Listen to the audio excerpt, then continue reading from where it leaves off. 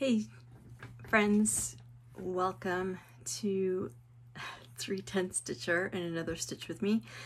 This is actually feature Jade with a couple of caveats, I guess. No makeup, my head, I don't think I even brushed my hair this morning. I'm here after, so I've already filmed the Stitch with me. And I wanted to put this in front of it for a couple of reasons. One is because it is a hot mess express. It's a total disaster. I almost didn't put it out, but I did answer a couple of questions that I got with regards to the tarot, so I don't really want to go through that whole thing again. So I hope you'll give me a little bit of grace. Not only do I have a migraine, but my husband and I had the worst scare of our lives not very long before I filmed that. Pretty much the worst news you can hear as a parent. Luckily, everything is okay. It ended up being a technological glitch, but oh my God. To say I almost had a heart attack is both of us, and I'm not going to talk about it because I'm going to cry again. But anyway, so that had happened, and after I had a long cry, so this is I smile so I'm not crying, okay? So anyways, I'm not gonna, okay, I'm done talking about that. Suffice it to say, I'm a mess, complete mess. Besides the migraine, I had this thing happen. Luckily, like I said, everybody's okay, thankfully, but my heart is still beating way too fast. Anyway, so I was doing this video as a way of sort of calming myself down, you know, doing some stitching, hopefully to relax a little bit and calm me down so I can get back to work. But my brain obviously isn't there, so I apologize in advance. And if what you're looking for is a polished video, this is not the video for you. So fair warning, my hand's in the way. I forget what I'm saying halfway through. I lose my train of thought a bunch of times, and it's just, like I said, I'm a hot mess express. Half the time I'm not even in the video, or you could just barely see my hand because I'm like right at the right edge of the video. I apologize for that. I almost didn't put this out, but like I said, I did answer a couple of questions that were posed to me with regards to the tarot, so I thought I would answer them. The second reason that I wanted to do this video, this little mini segment ahead of it, is because some of the topics might be a little bit sensitive for people. So the tarot and the church have had a long history. And so I only talk about the church in terms of the institution, not talking about spiritual beliefs or anything like that. I'm just talking about the institution as it relates to tarot, particularly in the medieval ages, which is when the tarot was developing. So I am, just bear that in mind. I'm not whatever your beliefs are is fine. I would be the last person to say your beliefs are wrong, unless you eat babies, and then that's a different story. But in all seriousness, this is not meant, what I say is not meant as a slap at any religious institution or any spiritual beliefs. You believe what you believe, and that's absolutely valid. And I just wanted to give that a little bit of heads up because it can be a little bit like I said, it can be a little bit sensitive of a topic, so bear that in mind, and bear in mind I'm just talking historically. I have done a lot of study into the medieval ages and into the tarot itself, but also ancient history. Those were very strong interests of mine growing up. So I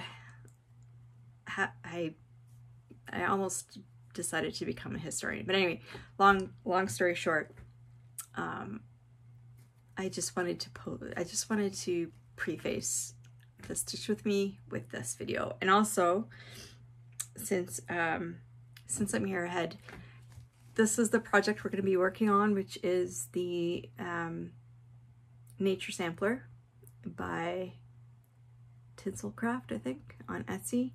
I'll show you the picture of what it looks like at the beginning of the video, but keep in mind what this looks like now versus what it looked like at the beginning and end of my video. I had to frog, so I'm working in this area, and I had to frog most of that leaf. Both, not just what I did today, but also some of what I had done previously, because I realized I had gone wrong here, and I thought about fudging it, but it was going to be too much trouble. And so I very painstakingly frogged. It was very difficult and very time consuming and very sad, but I think I'll be happier. I'll be happier with it.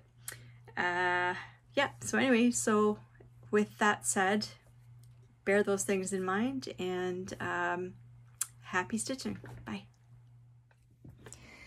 Hey tarot friends, Jade here. I'm the 310 Stitcher here on FlossTube and on Instagram.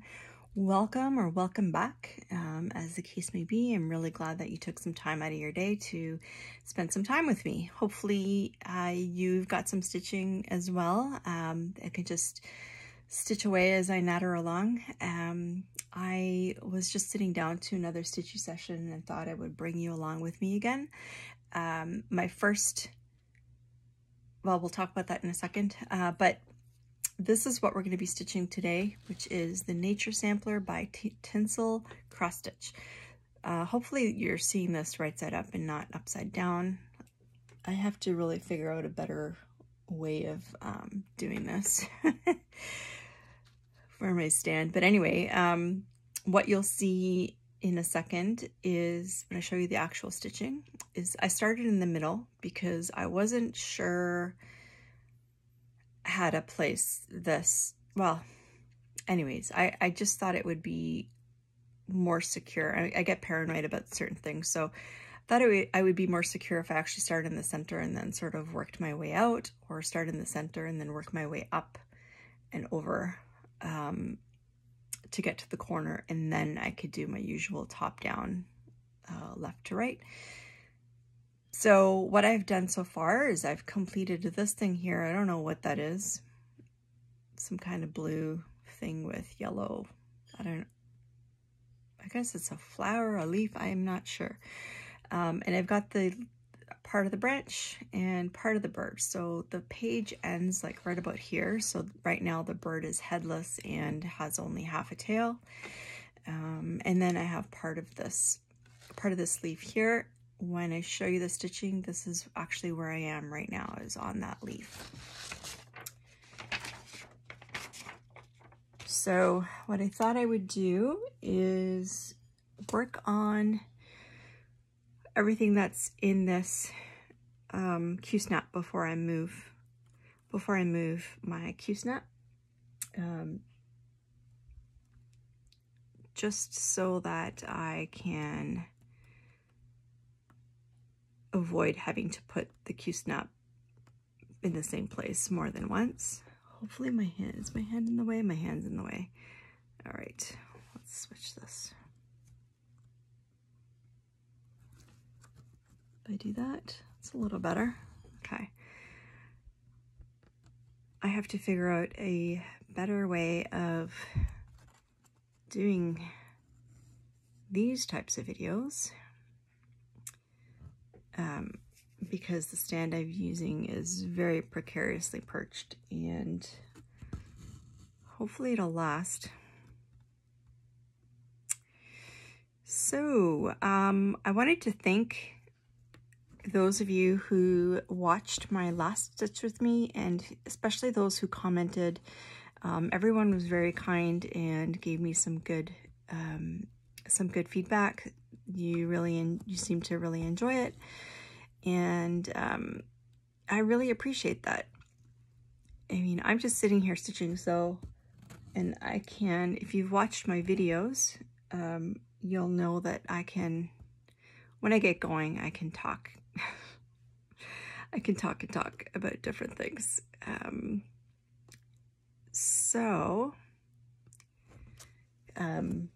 You know, I didn't think that it would be too hard to fill the time. I wasn't sure whether I would be doing talking or whether I would just do silent, but silent, not really too much into those videos that have no sound. I'd much rather have somebody speaking in the background, even if I'm tuning them out. I mean, I really enjoy them. I enjoy Stitch With Me's.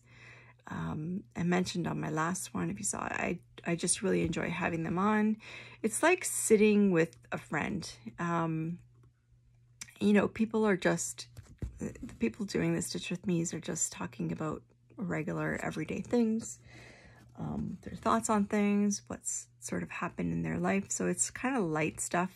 You can listen with half an ear and still do your stitching or whatever, knitting or whatever else you're doing. But it's like sitting with a friend, and it doesn't feel quite so lonely, I guess. So thank you very much. I thought I would do another video. I mentioned on my last video, I don't remember if it was the floss tube or the Stitch With Me, but this coming weekend is Canada Day weekend. I'm just going to mark off what I've done. This coming weekend is Canada Day weekend, and I am going to the cottage.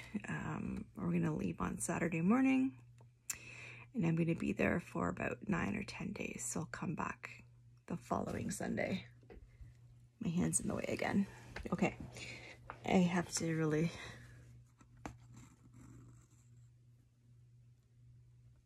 Maybe if I put you guys a little farther, but then you can't see the stitching as well. So please bear with me while I iron out these kinks. This is different than my regular floss tube videos, obviously. Just trying to see what you can see. Let me see if I can adjust this a little bit more. No, I need it on an angle so that I can stitch. And I apologize for this. I hope I'm not making you dizzy.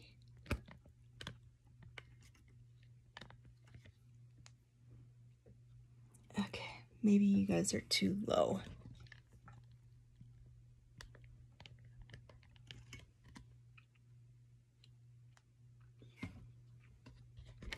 I am so sorry. But it wasn't until I started stitching that I realized I didn't like. Okay, that's a little better. Hopefully it's better for you. And let's see, is my hand's still in the way, but hopefully you can still see well enough. What was I saying? Oh yeah, so I'm going to the cottage, or the cabin if you prefer, for about 9 days or so. And so I probably won't have a regular floss tube video until I'm back, which is past the 2 weeks that I normally like to. Normally like to have maximum 2 weeks in between my videos, and I think it's going to be a little bit longer. So what I thought I would do is do the Stitch With Me and release it while I'm away, so you have something. If you choose to watch, then you have got something. Is my hand still in the way? It is. Oh, I'm so sorry. Okay, let me switch hands again. My normal way of stitching is to have my right hand on the bottom and my left on the top, because my right hand, as you could just see there, has better hand-eye coordination. So this feels a little unwieldy, and I might have to switch for a little bit every once in a while. Yeah, so this video will go out while I'm up there. I will bring my, I will have some projects while I'm up there. I won't have all of my projects. Well, of course I won't have all my projects. I won't have even all my focus projects. I'm gonna bring several,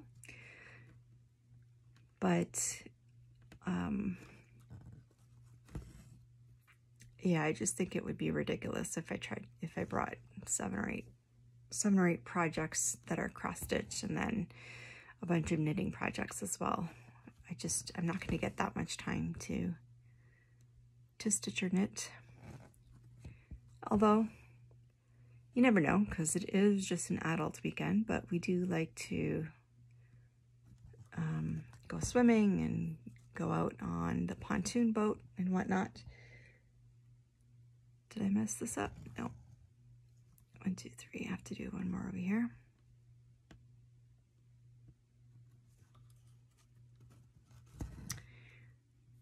So we'll be socializing. There will be no children, which will be the first time in years that none of us, it's 4 couples, and not one of us will have our kids. You know, obviously we love our kids, don't get me wrong, but it is nice to just have a weekend where we can just chill, not have to worry about bedtimes or regular feeding times or anything. So it'll just be a chill weekend, and I'm so looking forward to it. The projects I'm going to bring with me, I haven't decided 100%. That tends to be a last-minute decision for me, although I spend an awful lot of time thinking about it even before my clothes and whatnot. I think I packed about 4 pairs of socks. I have 3 pairs that are in the works, and I did something wrong there. 3 pairs that are in the works, and 1 pair that will be cast on, that I've been dying to cast on. Well, actually, I shouldn't even say that. The cuffs are done for those socks, because I'm going to do a pair that is has black heels, cuffs, and toes, and I have the cuffs completed in the black, so I have to just cast on the stripy yarn.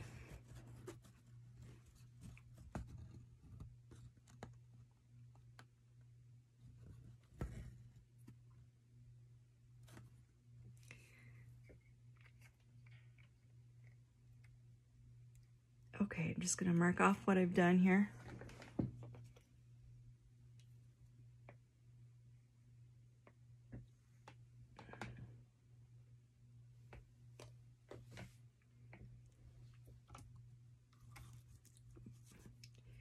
Sorry, I'm moving you guys.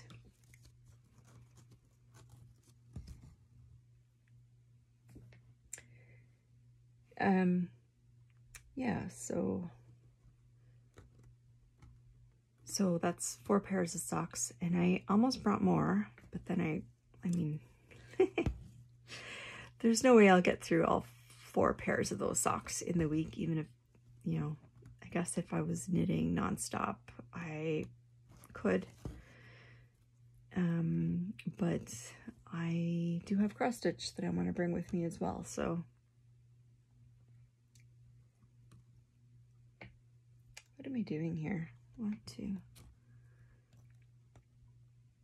Okay, so walking and stitching apparently, stitching and talking apparently is going to be challenging for me today.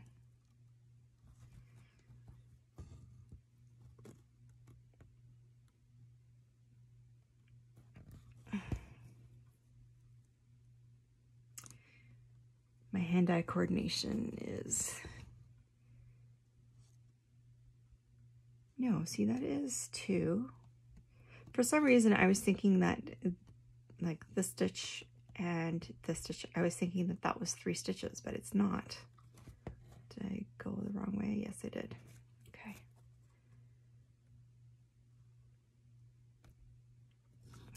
Do you guys, does that ever happen to you guys? You think you've made a mistake and you go and pull it out or whatever, and then realize, no, it was actually correct?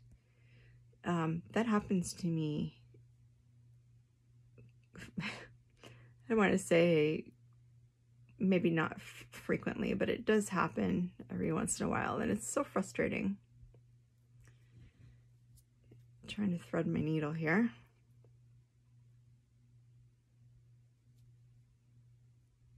Hopefully you can't see me fumbling about here.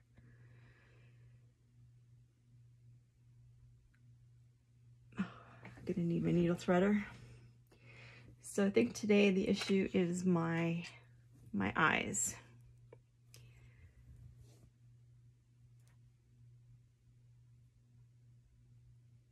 Hopefully you guys can't see me fumbling about, because honestly this is ridiculous.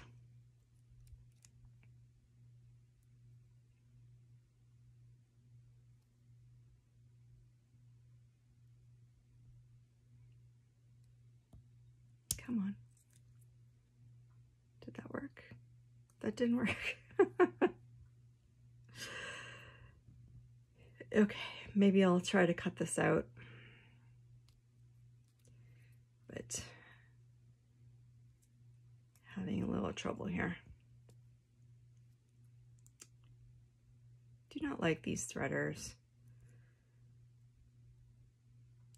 But I'm also I didn't want to take the time to go get my good threader, which is in my needle case. And there we go, which is packed so that I don't forget it. Let's go back down there. Okay, so done that. So 1, 2, and then I need one here.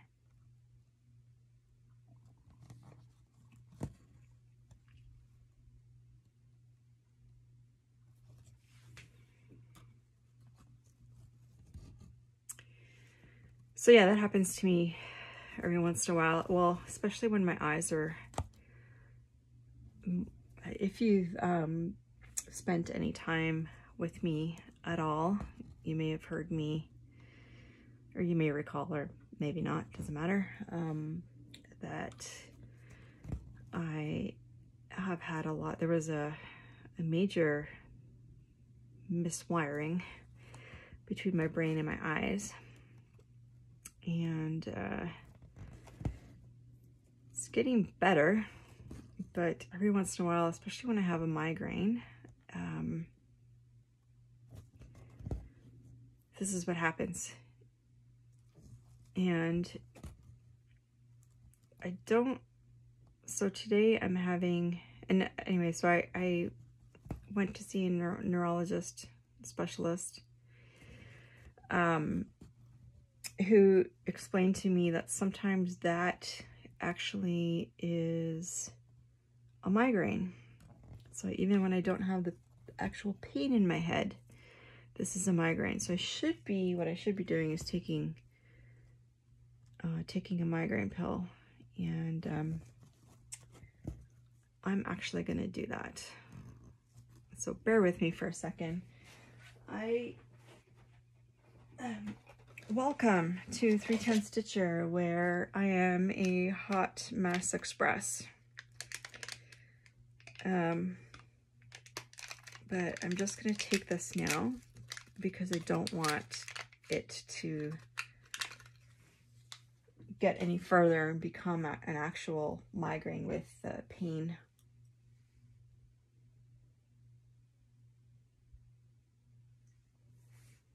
Okay.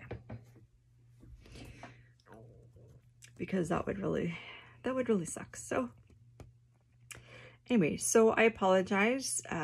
You guys are gonna have to suffer with me trying to find the holes and occasionally making mistakes or thinking I made a mistake and ripping out, but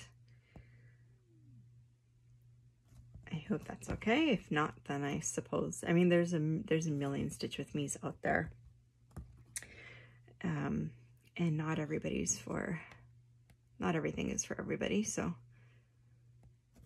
there are many people who are very good at this and are not a mess like me.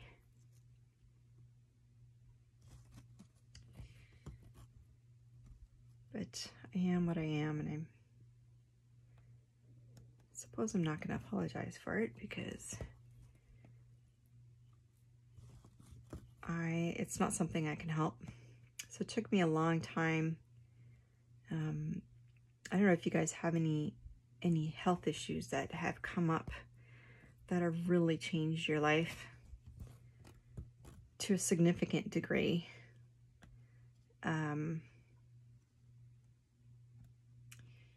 But it's extremely frustrating and sad and upsetting and all those things when you can no longer do the things that you could before. Okay, so I wanted to show one thing.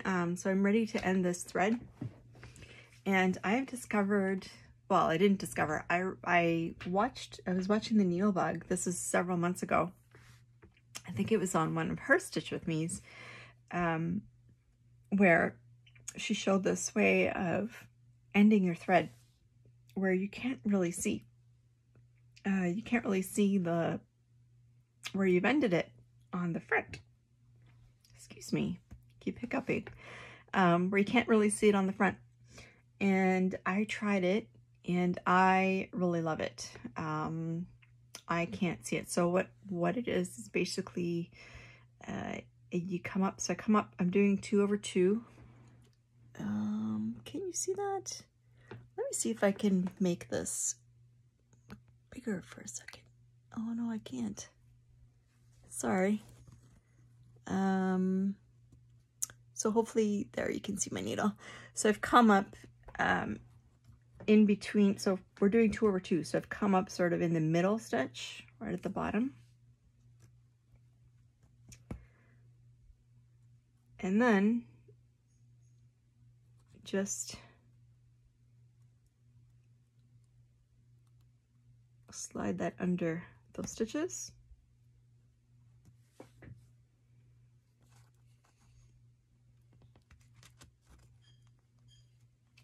This is awkward with my magnifier. I'm using the magnifier because of my eyes.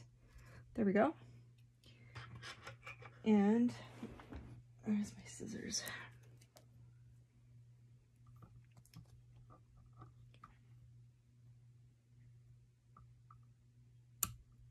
Snip. Oh, I didn't get that. I didn't get all of it. And this is, again, just because of my eyes, but I'll just poke that down is what I'll do.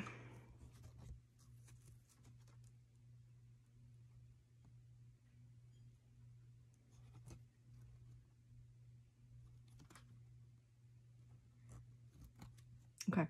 Anyways, you can't see it. And it's awesome. So if I'm staring at it, like staring at it within a couple of inches, I mean, even under my magnifying glass, I can just barely see that those stitches are the tiniest bit poofier. But when you're looking at it unaided, or, you know, once you fill in the rest of the area, I can't see it. I've looked away and then tried to come back and see where I did that, and I can't see it. So I've been using this a lot. Now, I did try this. While I talk, I should get another thread. I did try this on a half stitch project, and it was a little bit more challenging on the half stitch.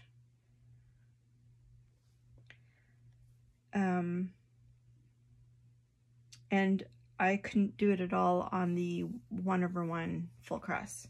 Now you might be able to, I just couldn't. So unfortunately, but it's not impossible to do. I'm just threading my needle here. It's not impossible to do it on a half cross, 2 strands half cross. You just have to have a sharp needle. Like I could not do it with the Veil of Death, where I'm using a ball tip needle, obviously, but that's even difficult, even on the back, to do that. Okay, so where am I? I'm gonna go over to this side.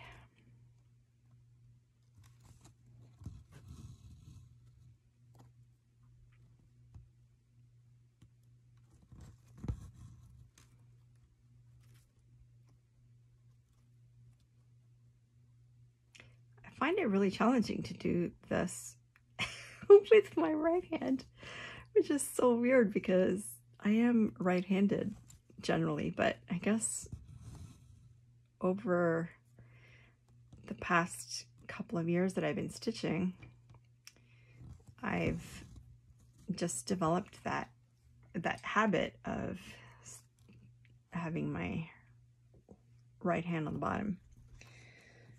But anyways, I forget what I was saying.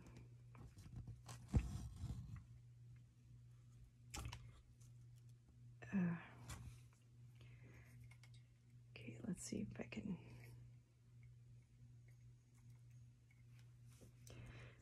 I'm looking through my magnifier, so I have a whole bunch of things in the way. Well, primarily the arm of the magnifier lens. So hopefully that's not shaking you guys.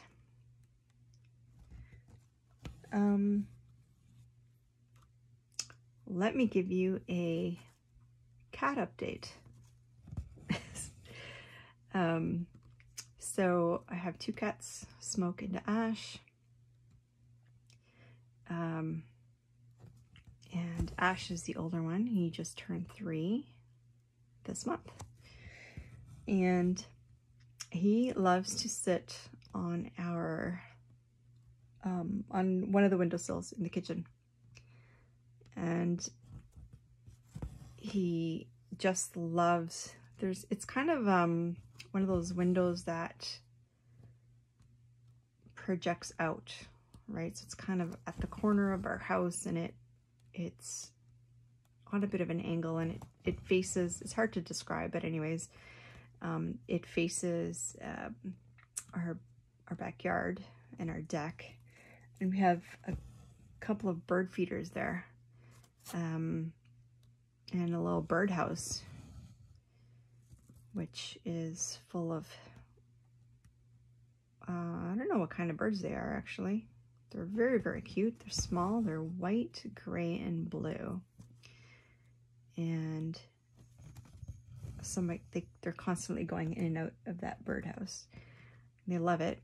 And then there's also the chipmunks and the squirrels who come and try to eat the bird seed out of the feeders, or they take all the bird seed that the birds have dropped onto the ground, which some of them are very messy eaters. But anyways, so my cat loves to sit there, so he'll sit on the windowsill or sit in front of the patio door, which is right next to it, and just watch the birds, and every once in a while they come close to him. and he goes bananas, right? Like he's pacing up and down, and you just know he's like, let me at him, let me at him. Our cats are both indoor cats.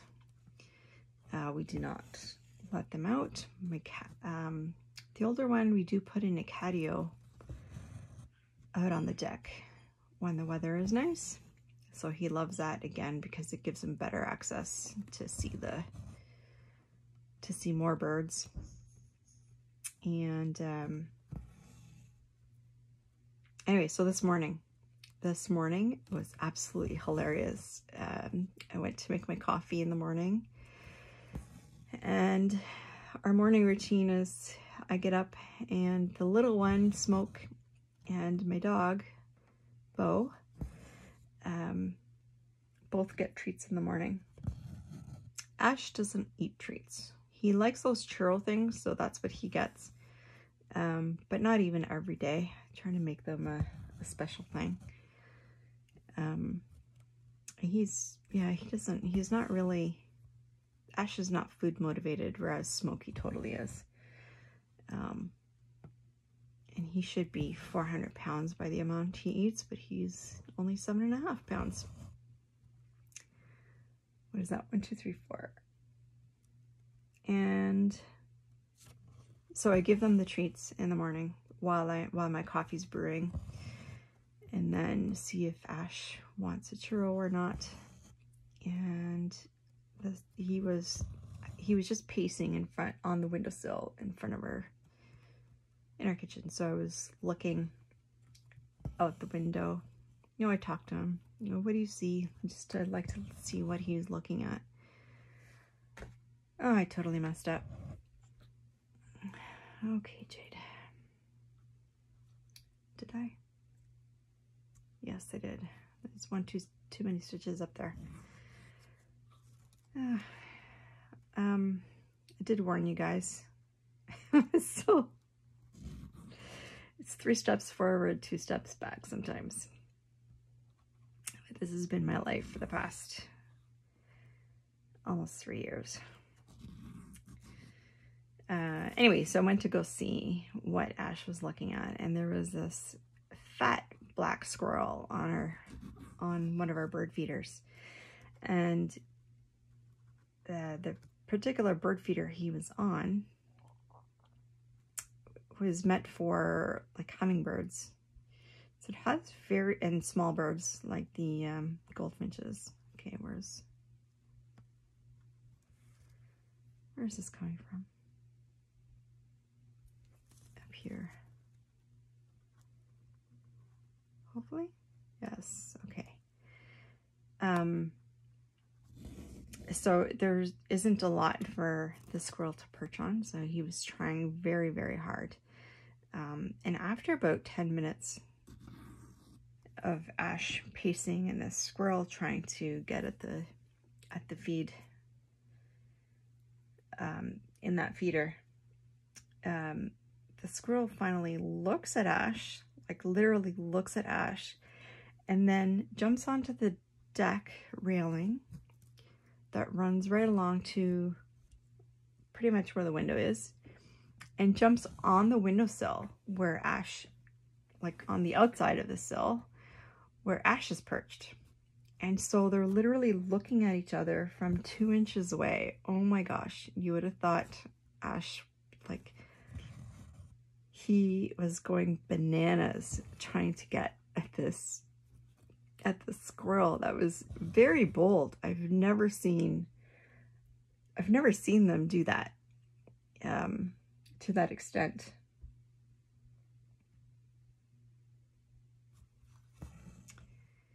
Anyway, so that was the Ash entertainment for the day.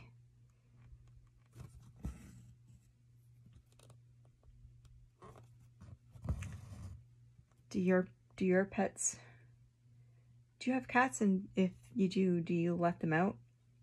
I don't, because we have, we're sort of in the country-ish, and there are coyotes and sometimes wolves. They tend to alternate. They tend to alternate years. And foxes and all kinds of wildlife.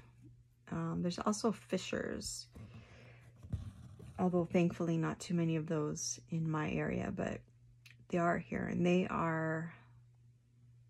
they're aggressive and horrible. If you don't know what a fisher is, it kind of looks like a cat, like a bigger cat. It's kind of like a mix of a cat and a raccoon. Not really. Just Google it. They are not nice creatures, and they will actually attack cats and eat them. Anyways, there's too many predators. So our cats are indoor cats. What about yours? Do you let them in? Do you let them out? I'm also always terrified that they wouldn't come back. I know that they would because we feed them, obviously, but that's just me being a paranoid mama. If they didn't come back, I would be heartbroken. So it's very difficult to do this with everything in the way here.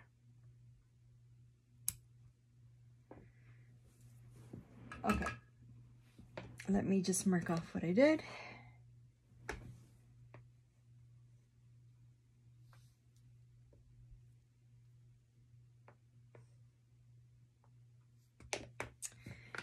There are lots of, you know, in the Facebook groups for my area, my neighborhood, there's probably one post every day or every other day, especially in the summer and in the spring, where cats have not come home and their owners are, sorry, I'm just trying to see where I am here, and their owners are, you know, have you seen this cat? 1, 2, 3, so 4, 4, and 2. Sorry, one sec. I didn't mark these off. And their owners are obviously heartbroken.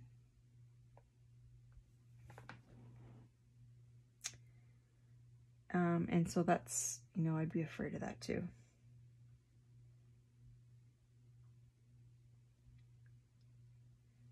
One, two, sorry, I'm gonna just stop talking for 1 second because I need to concentrate.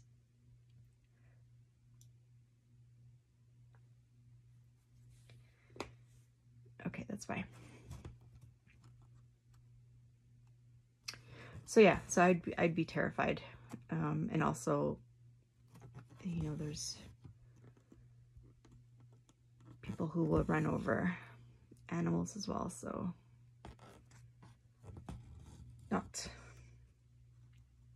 not something I want to have happen.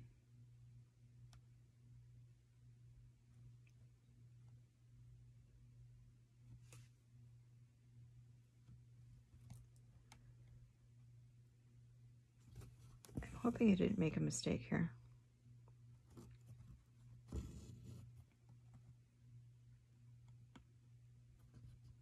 Sometimes, like I said before, I think I've made a mistake, but I'm not 100% sure, so I keep going a little bit to see if things even out, and then that just means that when I do have to rip out, I have more to rip out. And it also becomes challenging to find where the thread came from because it's not going in a line, it's kind of going all over the place.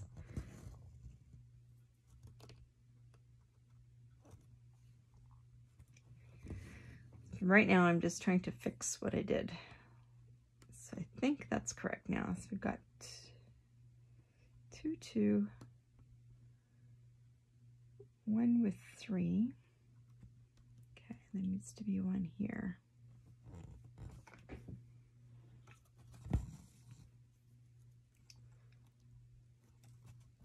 Sorry if I keep switching hands, it's just an automatic thing. So yeah, that's the cat update. I'm sorry if you don't have cats, if you're not interested in them. Do you notice that people who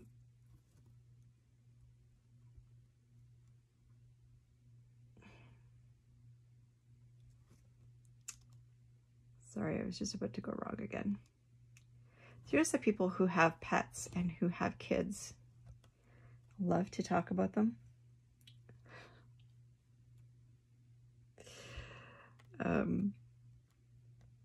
It's just, I guess it's just one of those things. Okay, so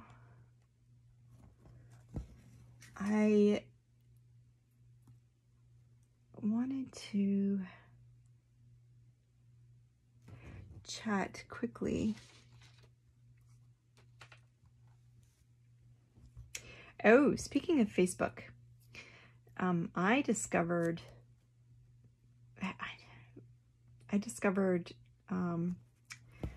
not marketplace, like cross stitch, buy and sell groups for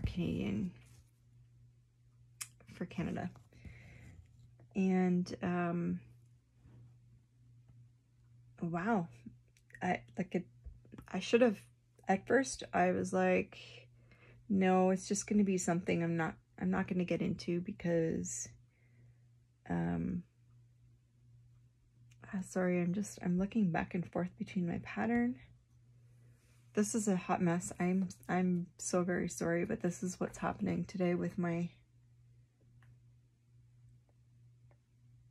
head. So we have those 4 and those 4. Okay.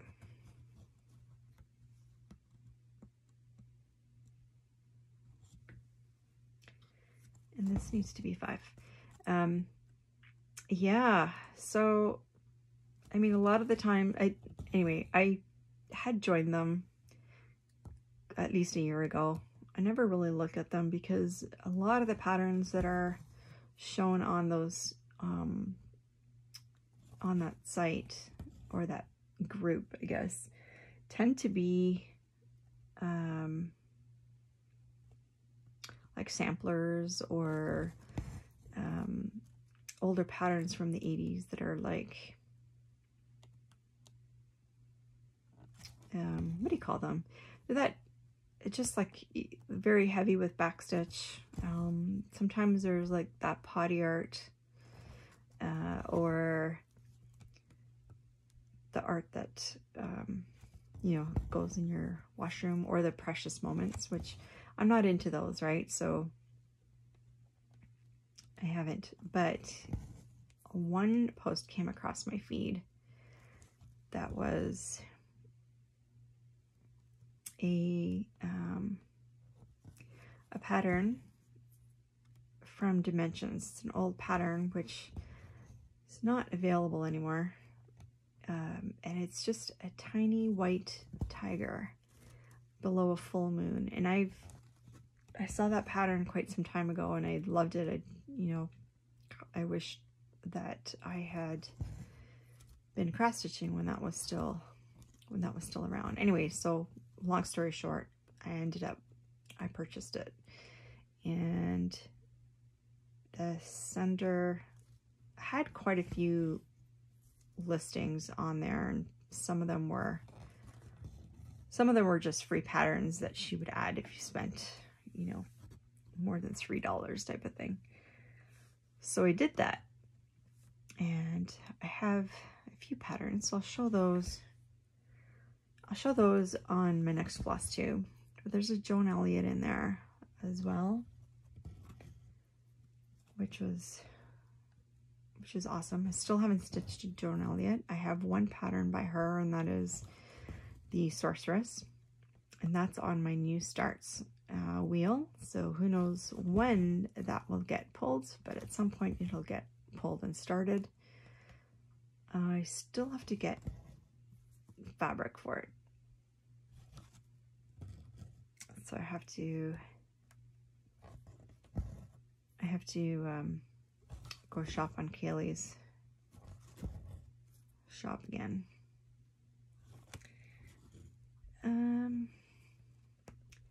Yeah, so I did that. Finally got off my butt and cleaned my office slash craft room.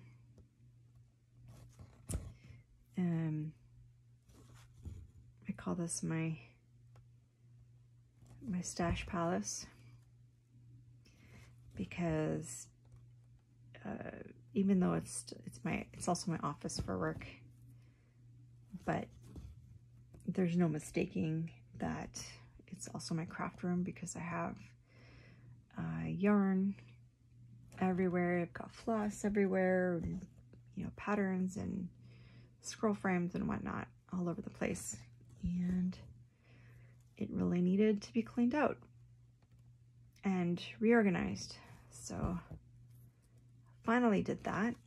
I'm not 100% finished. I have a little bit more to do, but I sort of ran out of energy after putting a few hours in. I did a major cleanup and some what do you call it? Not destashing, but I got rid of some things that I know I'll never use. So I did that. How about you guys? Do you have your own craft space? Or do you have a little stitchy spot that you always like to stitch in? This room is, you know, it's interesting for me. And it's part of the reason why I don't stitch directly from a master set most of the time.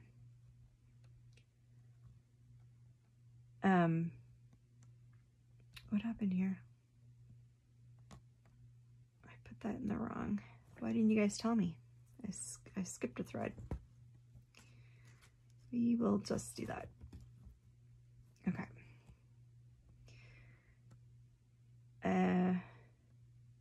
What was I saying? Oh yeah, so actually I'm gonna put it up here.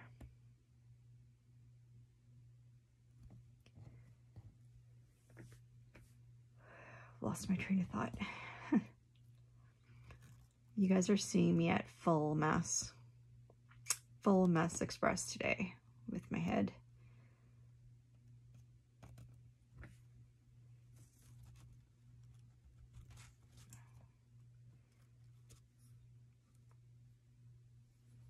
Oh, I'm looking for a needle minder.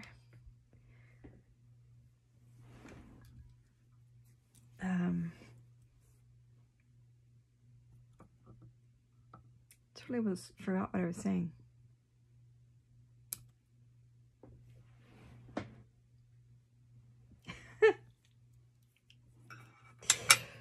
Oh boy. Okay, I'm gonna mark off what I did.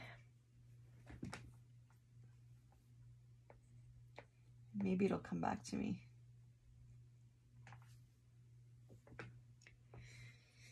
But probably not.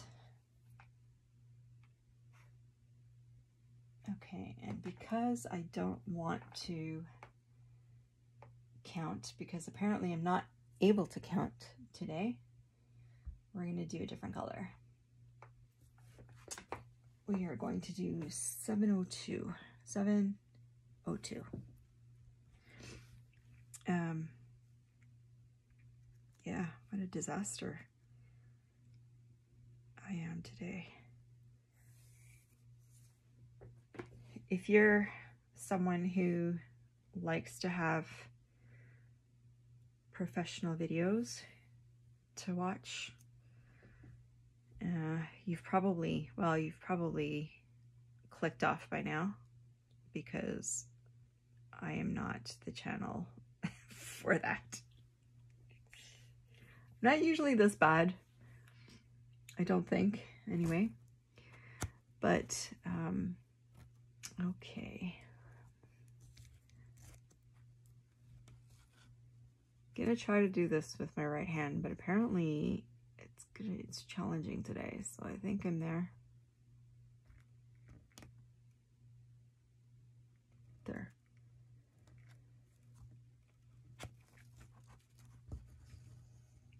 boy.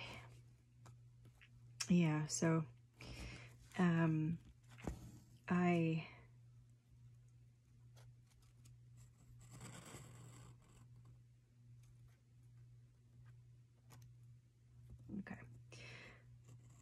Yeah, so I'm, you know, it's not, this is a great, floss tube is so great. There's so many people on here, and more are starting channels every day, and I think it's amazing. There is something for everyone, which I love. And I love watching, like I watch, you know, sorry, caught on the, although I do mostly full coverage, I love watching other channels, even those who do, you know, just samplers, because I like watching them come to life.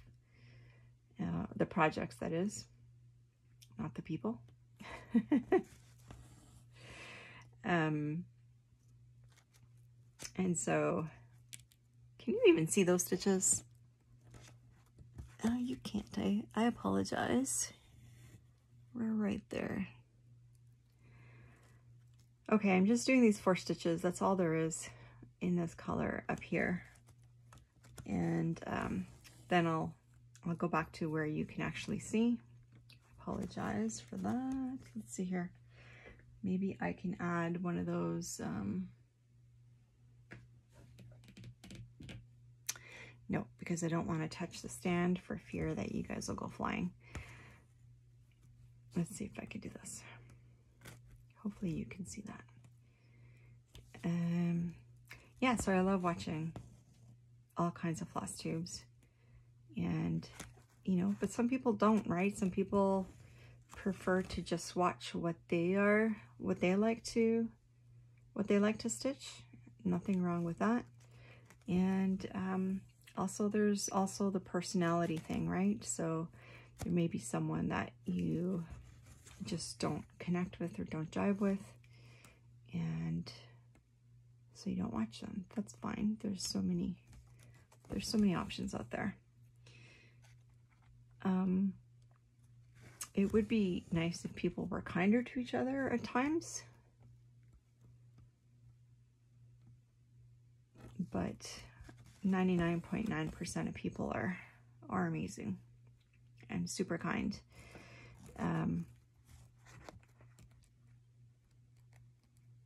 I had someone give me a lecture recently on something, which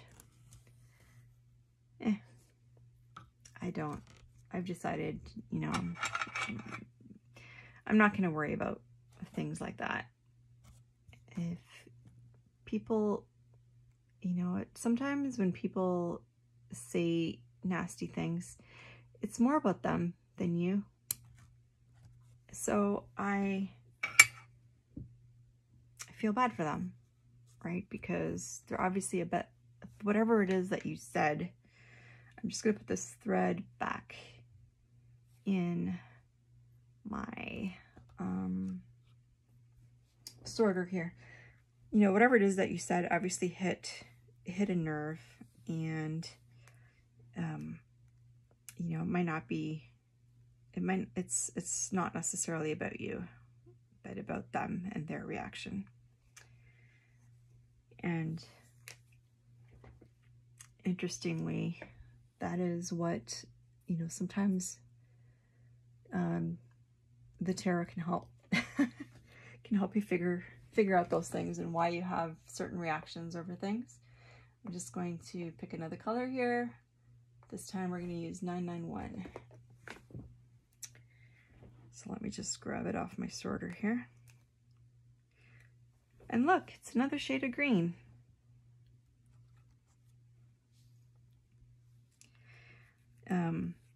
Speaking of the tarot, I had someone ask me a couple of people actually asked me about, you know, just saying that they were curious about how I use it and curious about how it helps and how it works, kind of thing.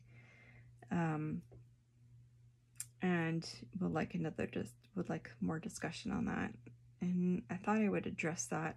It is interesting actually that when I did talk about it in my video, I did lose some subscribers, which is okay.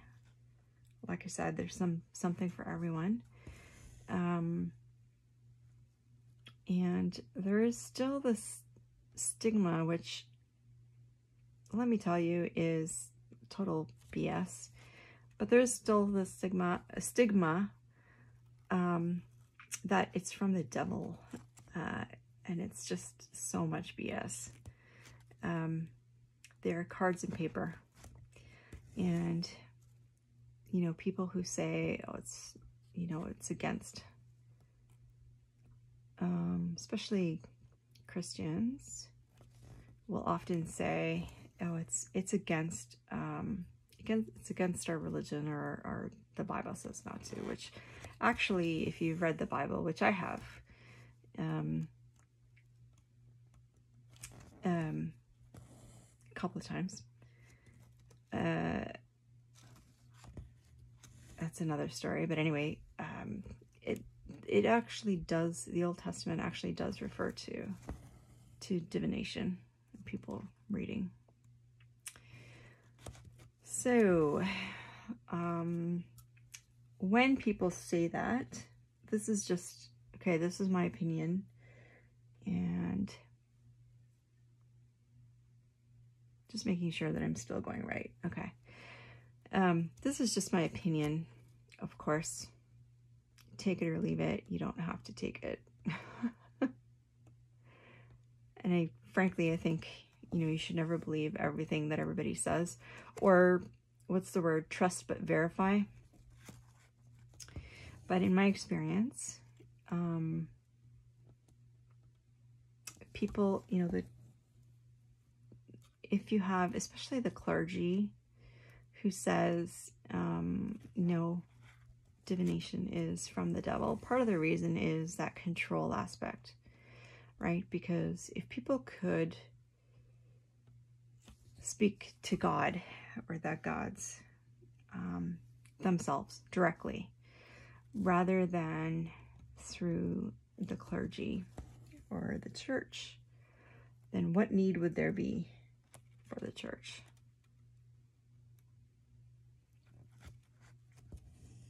Something does not look right here.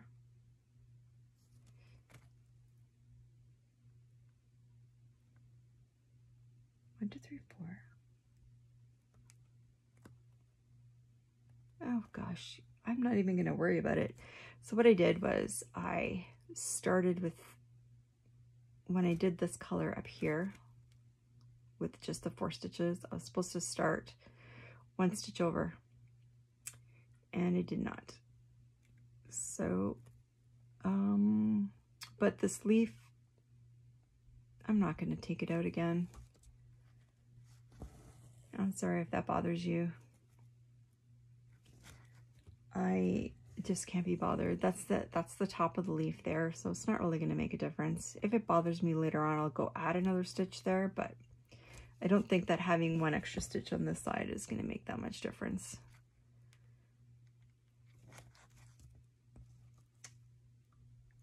I keep getting caught over here.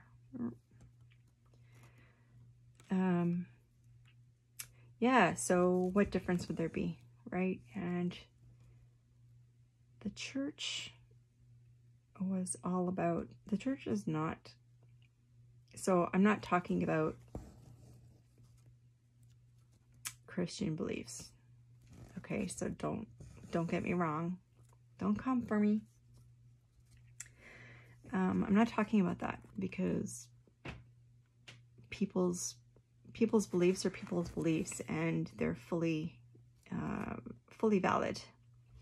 And I won't, you know, I'm not saying that I don't believe in God or whatever. I'm not even going to talk about what I believe, because I don't think it's relevant here.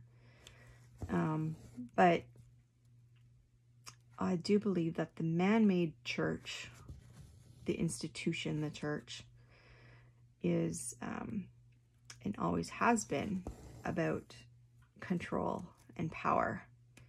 So even if you go back to the Middle Ages, there's two. So I studied ancient history a lot, and I know a lot about the church because, well, when I grew up partly in Italy, back and forth. My parents couldn't decide, so I spent a lot of time in Italian schools and going to mass and going to catechism there, which is hardcore. At least it was when I went. Anyway, but if you go to, let's look at the Middle Ages.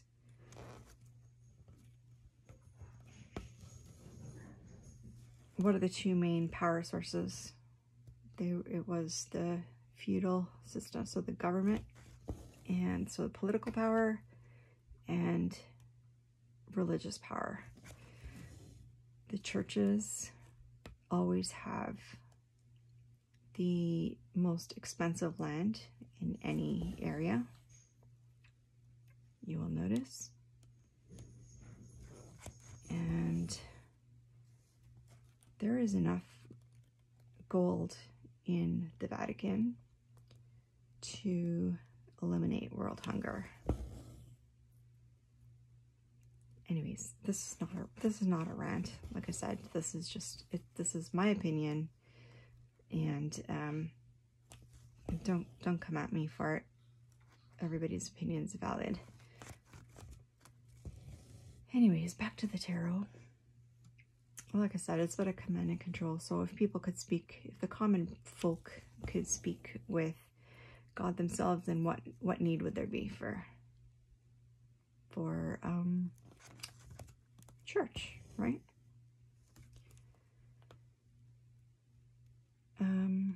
So, you know, take everything with a grain of salt. Sometimes we're force-fed things,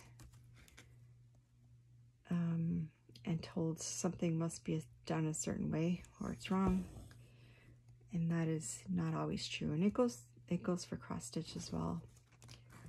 You must do this way.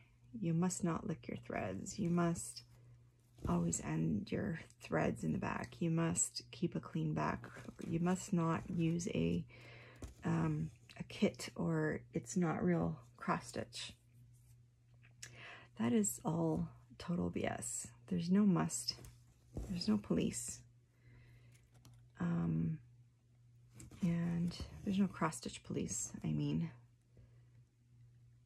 There is only what makes you happy.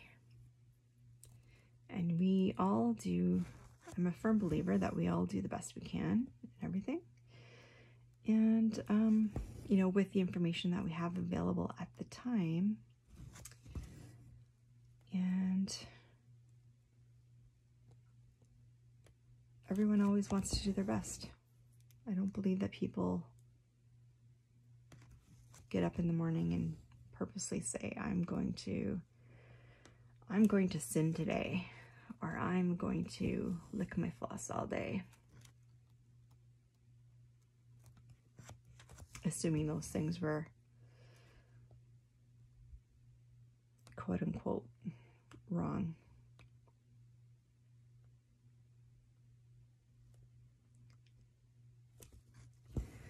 I don't know how I got on that topic. What I meant to do was,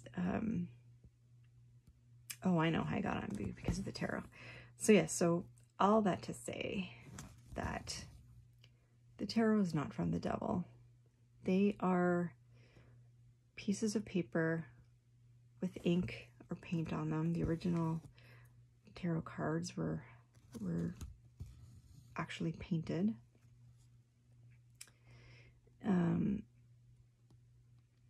For the rich in Italy. And then later woodcuts in France, but still paint. Anyway, so these days, paper, paper, ink, and some form of plastic sometimes over top, just like playing cards, or they have different finishes applied to them. Anyway, and that's it. And how do they work? How do they work? No two people will use them exactly the same. There is not, so again, going to the no police, there are some people who will say, no, every card has a specific meaning. Well, that's a bunch of BS too, because there are only 78 cards in the traditional tarot deck, and these cards are meant to apply to every single situation that you might ever encounter, which is billions, right? Billions of different types of situations and questions. So the cards can have, approximate meanings. You can say a certain card generally, in many cases, will have a meaning along these lines. But the cards don't actually mean anything until you pose a question. The cards will always answer the specific question you ask. So if you're asking a question about your girlfriend, you can't read them then to say how your vacation will go, right? Unless you've asked a specific question about your vacation and your girlfriend, or how the vacation would go with your girlfriend. So you see what I mean? It's specific. They answer specific questions that you pose. When people say, a lot of people will say, okay, I'm going to do just a general reading for today, but then not ask a question. They just pull a card. Well, it doesn't mean squat, to be honest, because you don't know what it's in relation to. So you might pull the Three of Swords, which often has the meaning of pain, pain, hurt, something heartbreaking. But again, it can also have meaning for, something that's heartbreaking or painful for you, but for a purpose. For example, when a parent goes hungry because they choose, instead of buying food for themselves, they choose to buy their kids a pair of shoes and food, right? So it's pain, yeah, but for a purpose. And you don't know. So if you get the Three of Swords, you don't know what that's in relation to unless you've asked a question. Does that make sense? So how does it work? A lot of people have been asking this question, well, for millennia, because it does work. Agencies, even like the CIA, do use tarot readers to help them for certain things, and big corporations will use them and pay big bucks, by the way, for consultants that will help them move their business along. So how does it work? It works. So okay, let me say it's grounded in psychology. So if you know Carl Jung, it's grounded in psychology, and it's also grounded in and it's also grounded in science. So if you think about how we think, there's two types of thinking. One is reproductive thinking, which is, so you have a problem to solve. You're going to solve that problem based on your experience of what's happened before. So, how do I fight a fire? You know, well, I had a kitchen fire last time, and just for the, not really, this is just an example, you know, of how someone would respond. Okay, I had a fire before, so I'm going to solve the next kitchen fire the exact same way, or apply whatever I learned in the last fire to help solve this fire, right? So that's reproductive thinking. Then there's productive thinking, which is using a new solution to solve an old problem. And here's where we get to more the business side of things, and yeah, something that was developed for business, but again, is more of a scientific thing. And this is where we get into creative thinking, right? So if you've heard of mind maps,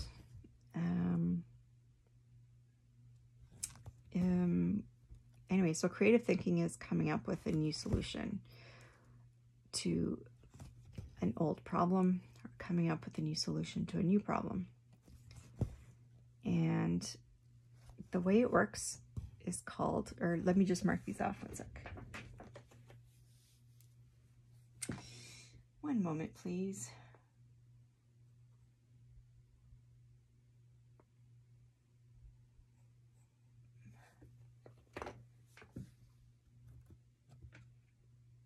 Yes, I did those. Okay.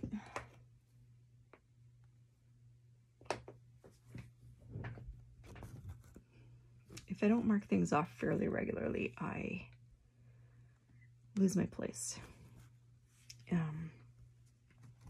What was I saying? Conceptual blending is the term.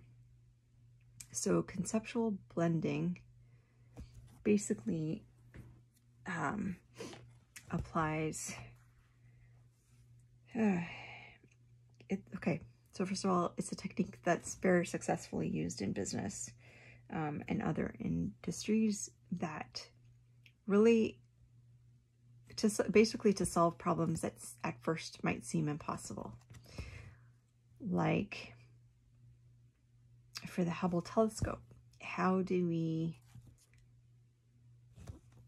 make something, how do we make a telescope that can actually see the surface of the moon? When they were first working on this, it seemed impossible because the telescope, the length of the telescope arm would have to be huge. I screwed up again.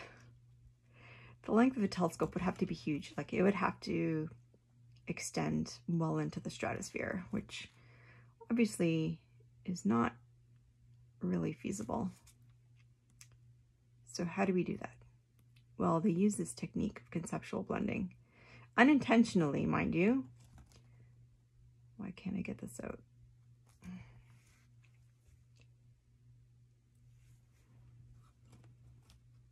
Sorry, this is very awkward here, how I'm having to hold my hand because of everything in the way.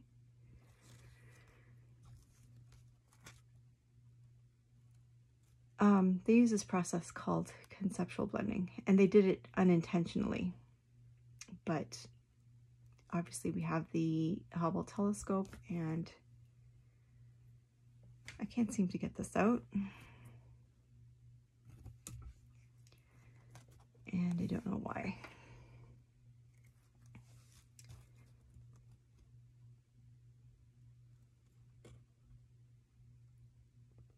No. Seems like it's this one.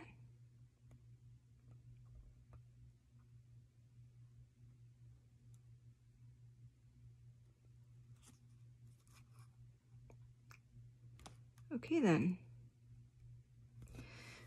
Well, do you guys remember what I did? Because I certainly don't, and this isn't coming out.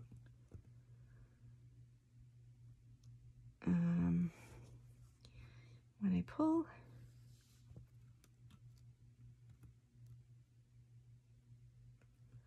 coming from there.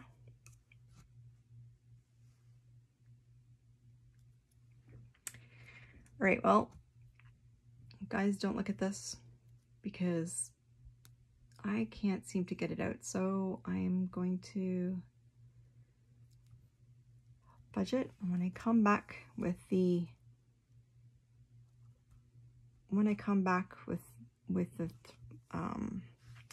thread that's actually supposed to be in that hole, I'll just stitch over it.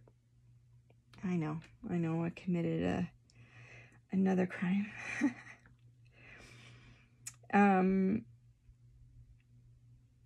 Okay, so conceptual blending, critical thinking.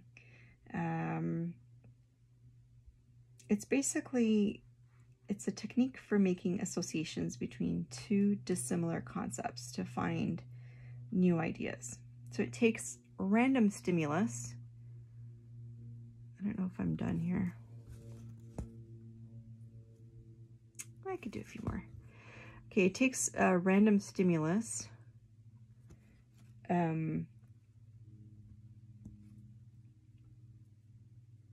blends them together with the fixed elements of a question.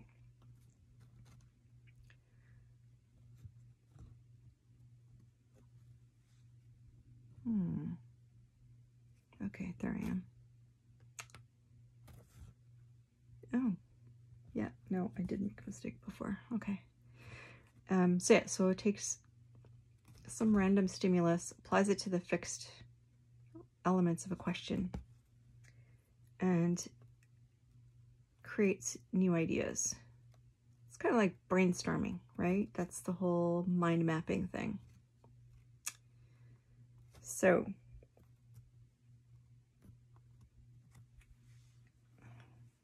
for the Hubble telescope question I was talking about before, which is a real thing, it's a real example, they could not figure this out, right? They wanted to build a telescope where you could actually see the surface of the moon, and see better, you know, see more stars and all that stuff. I need to get another thread. What are we doing? 991. But it didn't seem to be structurally possible.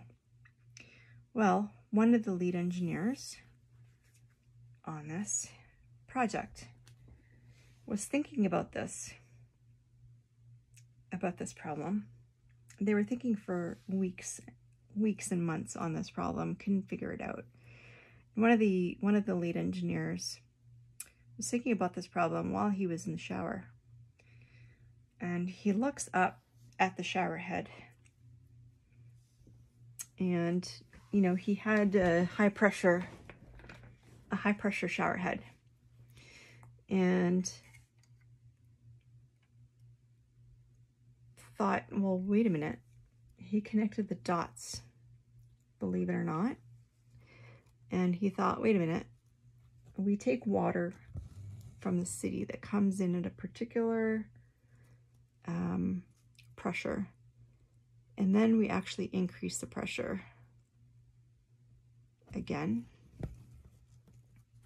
It's okay, it's more complicated than that, but I'm making it very, very simple. I do know how it works. I am an engineer. I do work in that industry, so I do know how it works. So but essentially, you know, we can increase the pressure of the water so that we end up with high pressure things. And you can do that from just a faucet, right? By changing your shower head, by changing, you know, you have those shower heads that have different settings. So you turn it and you can get you know, super high pressure. You can get like the rain style. You can get all kinds of different modes. And he looked at that and he said, whoa, whoa, whoa, whoa, whoa. Why couldn't we apply that principle to the Hubble telescope? And so instead of trying to make the telescope miles long, they instead adjusted, sorry, I'm just looking at my pattern here. They instead adjusted the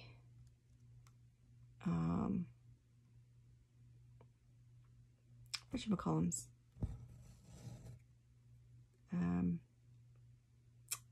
lenses.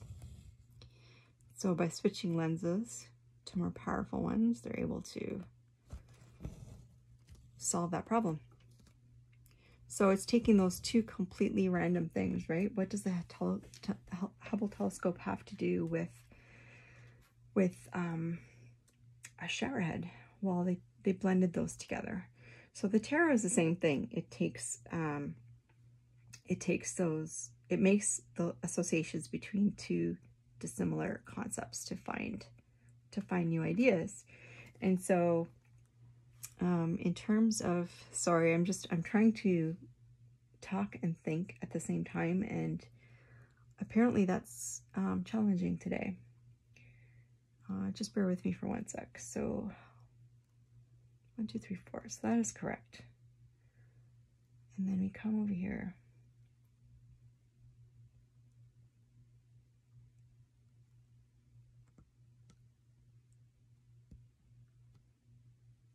If I can find where I am. There we go.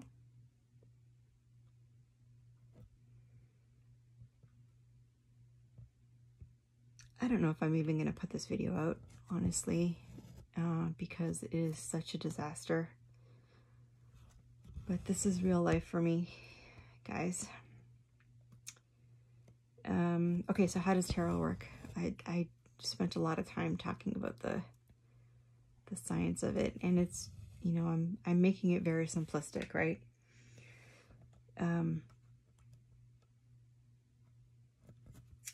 But essentially, you take a fixed question. What should I take? You know, which job should I take? What would be in my best, or let's say, how do I ask my boss to get a raise? Right? So that's your fixed question. That's the answer you want to get. And the random stimulus is the tarot cards, whether they're in a fixed position. So in a I was going to say in a pattern. See, I'm blending tarot and cross stitch now. I need to mark these off once again.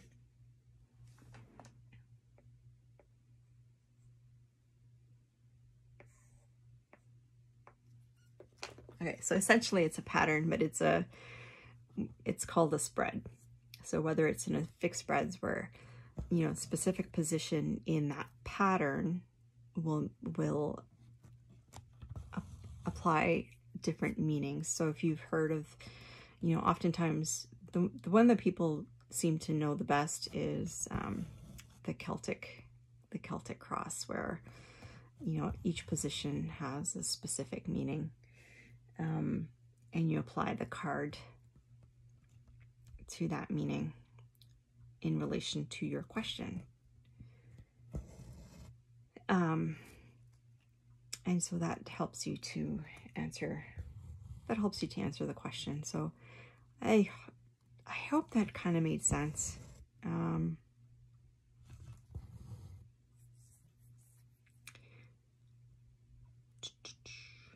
What else did I want to say that? Yeah, I hope that made sense. So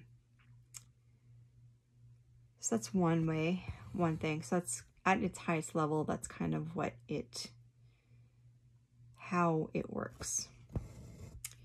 Now, when people talk about, if you've heard people talk about doing shadow work, doing what's called shadow work, and that is, so working on themselves, they have an issue.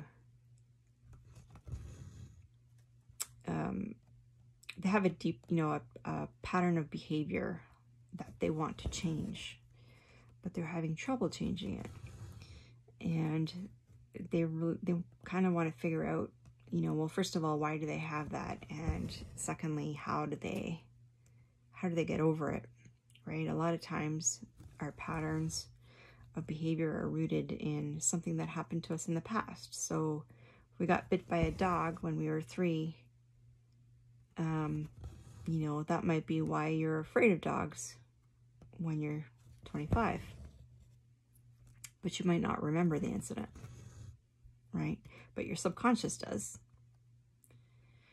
So shadow work is essentially about taking, or, say you have, here's another example. Say you have a habit of always talking over people. And you're having a really hard time breaking yourself out of that. So some things that aren't, if you look at the psychology of things, or if you've taken business courses where we talk about types of personalities, right? So say you're very judgmental, or you have this habit of talking over people, and you don't know why, and you want to fix it because it's causing you problems, right? We don't typically want to fix things that aren't causing us issues. People don't like change. So how do we figure that out? So the tarot cards are one way. So you ask your question. So that's your fixed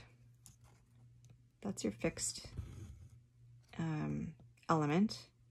And you may use a spread as well, or a pattern that has card positions, which will mean, specific things. So this is, this position will mean,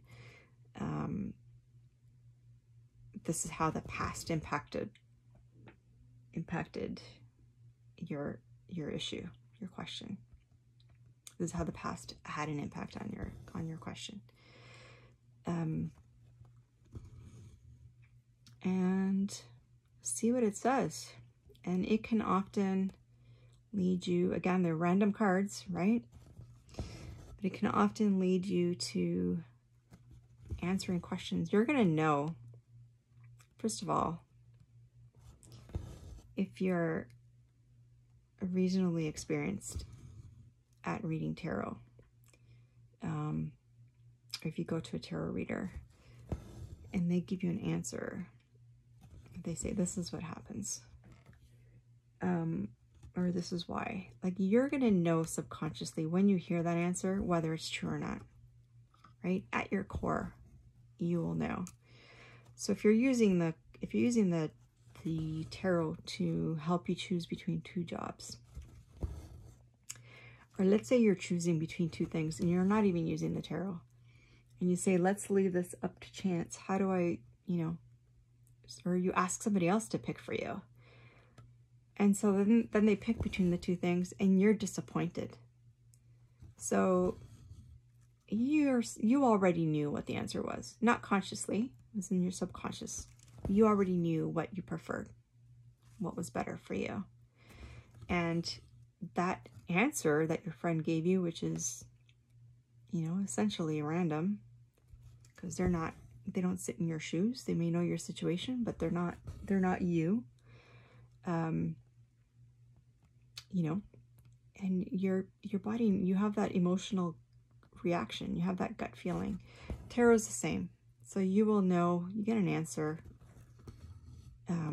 or a suggestion, say, from the cards. You're going to know in your gut whether that makes sense or not.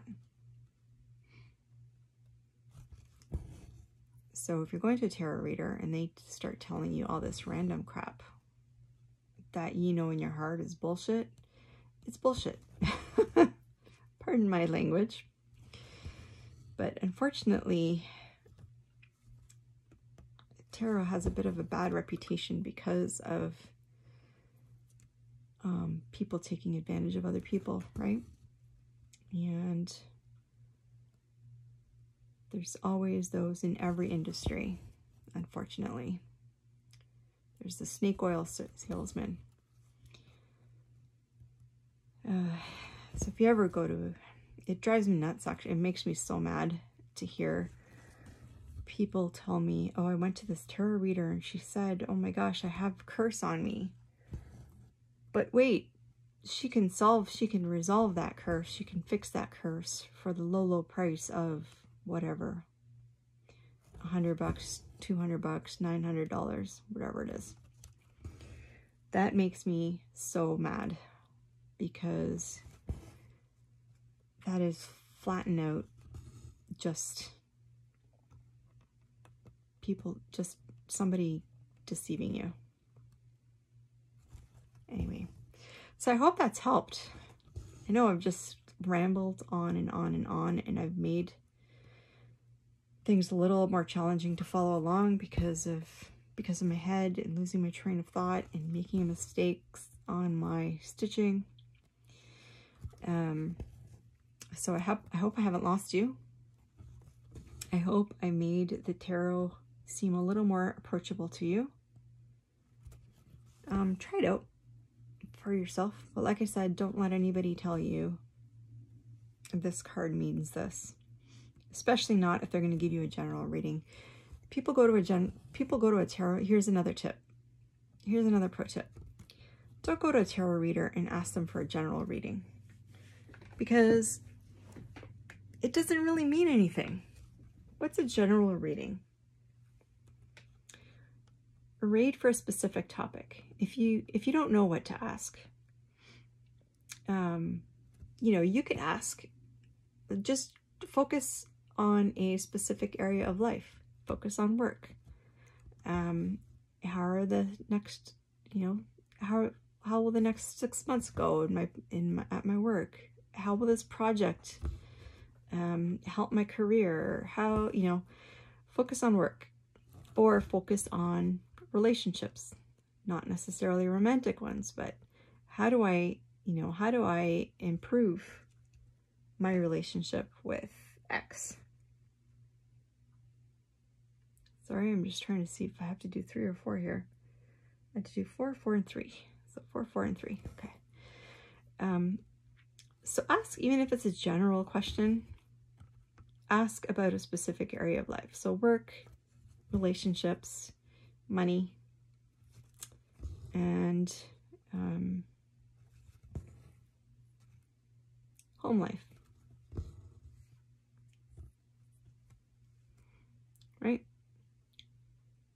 Now, when the tarot reader puts the cards down, you'll actually get something that means something.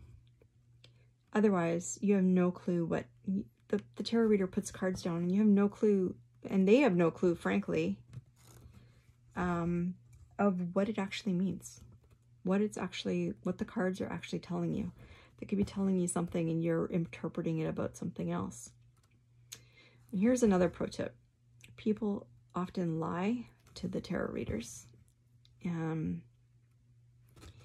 let me tell you, it comes out in the cards. Which is pretty funny. How did I'm missing a stitch here. Am I? No. See, that was just an example of, I thought I went wrong, but there's actually going to be 2 stitches here. Ugh, brain. What was I saying? Oh yeah, if you lie, it'll come out in the cards, but there's also no reason to lie. Believe you me, the tarot reader, a decent tarot reader, will not even remember your question. They'll remember you, but they won't remember the information you gave them. So I forget a reading that I've done for someone else within 5 minutes. So if you ask me half an hour later about a specific reading and what I said during that reading and what cards you got, I will not remember. Now, if you take, I often, when I'm doing readings, I encourage people to take a picture and to tape it for themselves. So if you showed me a picture of the cards that you got and you told me what the topic was, that'll kind of kickstart my memory a little bit. But other than that, it won't. And I think it's just because that information's not meant for me. It's meant for the person I was doing the reading for. Okay, one sec here. I did 2 and I should have only done 1. Okay. Yeah, that information's not meant for me. It's meant for the person I'm doing the reading for. So, you know, my brain doesn't retain it. Whether that's the universe or God or the gods or my higher self or whatever it is that you believe in, or whether you just think it's totally random, that is the case. I've never had a case where I remember somebody's info. So my point with that is that you might as well ask what you really want to ask. Don't be embarrassed. Don't couch your question. Like, don't ask a different question in the hopes that the answer to your question is going to come up, because it won't. For one thing, again, the cards only answer the specific question you ask. So ask what you really want to know. If you want to know when is your lover coming back, or is your lover coming back, then ask that question. The reader won't judge. And most readers, most ethical readers, have a code of ethics that they follow. So that includes not sharing information with anybody else. And like I said, I forget anyway, so you're safe with me. And that was the case even before my health issues. I never remembered. I should probably say that, just in light of the memory loss that has come with my specific health condition. I never have remembered even before that, even before those issues. So most will have an ethics, and they should. Check out their website. If they have a website, make sure they have a code of ethics. Or at the very least that they say, you know, what they do and how they do it. What am I saying? What am I trying to say? They should have a code of ethics. In other words, even if it's not something absolutely formal, there should be some information on their website about, you know, them keeping things confidential and whatnot. Another pro tip, unless you really want, this again goes to the privacy thing, unless you really want somebody to attend your reading, don't do it. Sometimes the information that comes out, I'm just going to mark off my stuff. Sometimes the information that comes out actually gives makes you have a very strong reaction. And, oops, sorry, just one sec here. Can you still see where I am? Okay, so you're at the edge, so I'm gonna go back.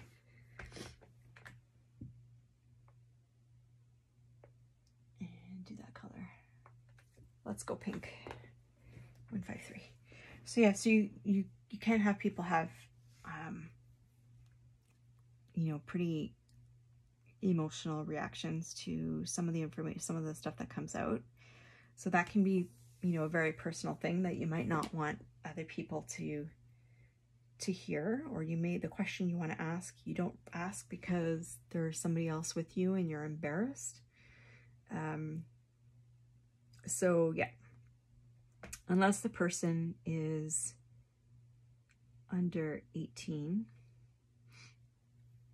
If the person's under 18, then I do recommend, you know, a parent being there. Pardon me.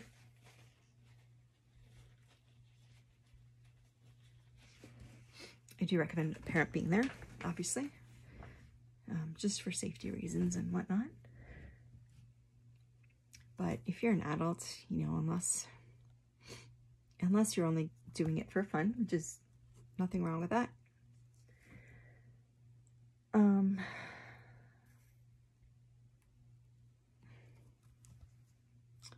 Unless you're doing it just for fun and you're gonna, you know, you're asking just a fun question. So I've done, you know, bridal party readings, and you know, those are fun, right? So people don't tend to ask the heavy questions during those, and that's perfectly okay. So I hope I've given you a little bit more insight into how the tarot works and what it's all about and how it can be helpful. I do teach tarot as well, and it can be a lot of fun. So what's something else I can tell you about tarot cards? So it's so funny. Some people only have one deck, one working deck, and that's it. Or they may have two, and like one of them they keep just for themselves, and the other one they read for other people. I definitely have a couple of decks that I only use for myself. I only want my own energy in them. Or I just find they're very personal. So they each, okay, we're going to, again, talk about emotions, and we're going to talk about art. When you look at a piece of artwork, it should evoke some emotion in you, right? Tarot cards, especially the modern ones, all have some kind of artwork, right? Hopefully a cohesive artwork. Sometimes you have compilations of artists doing one deck. Those can be a little iffy, but like in terms of the cohesiveness of the art, but generally you have one artist that will do the entire deck. So somebody that cross-stitch people will know is Stepanie Paw. She has a deck called the Tarotscapes deck, and it is a gorgeous, gorgeous deck. If you've seen her art, sorry, I'm looking at the pattern again. I'm having issues here.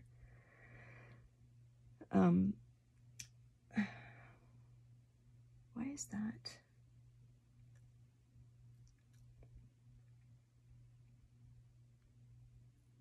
Okay, sorry. I don't know why I'm having like these brain issues. Well, I do. It's my migraine. But I keep thinking I'm going wrong, and I'm not. I'm doing the right thing. Anyway, so if you've seen her, some of her artwork is made into cross-stitch patterns by Heaven and Earth Designs. At least I think she's still there. Like she has the 8 of coins for sure. I forget what else is on Heaven and Earth Designs, but her artwork is just unbelievable.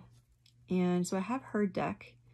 Now, I would love to get, so her deck that was licensed in North America is made for North America. They're the size of regular cards. So a little bigger than a playing card. If you've seen my previous videos, I have shown what those look like. And I wish I'd brought her deck out actually. But anyways, her artwork is so detailed. It's amazing. So, but the deck that is licensed in North America is kind of hard to, it's a little bit harder to read because her artwork is so detailed and it's at such a small, I'm not even in, I don't know if I'm gonna, let me adjust. Okay. Sorry. I don't know if I'm gonna actually even put this out. But anyways, her artwork is so detailed that on the tarot decks, it's hard to see like all the details, and it's just like her artwork is amazing. But there is a there's a Czech deck that rhymed that has bigger cards. They're more the size of oracle cards, and I would like to get that deck one of these days just so that I can ogle her artwork in more detail. So yeah, so there's a lot of images. So the other one is Jasmine Beckett Griffith, I think her name is, who also many of you will know from Heaven and Earth Designs and from everywhere else, because she's made her artwork open license. She also has a tarot deck, and hers is called, actually she also has an oracle deck, I believe. Her tarot deck is called Beautiful Creatures, and it has all of her artwork. It's so cute. Her artwork, she has several oracle decks. I have the Beautiful Creatures tarot deck. I have two of her oracle decks. One is the animal one, which features a lot of animals in her art, and the other one is vampire one, which features her artwork, where I think most of the ladies have fangs. I could be wrong. It's been a little while since I've looked at that deck. But anyways, so you will recognize Ciro Marchetti has many decks of tarot. Many. I love his. Actually, his was one of my first decks. It was one of his initial tarot decks. And his artwork, as you know, is also on Heaven and Earth Designs. Anyways, there's all that to say is that there's hundreds and hundreds and hundreds of tarot deck options. Now, I'd say even thousands of tarot deck options, but of artists that a cross stitcher would recognize, a full coverage cross stitcher would recognize. There's many.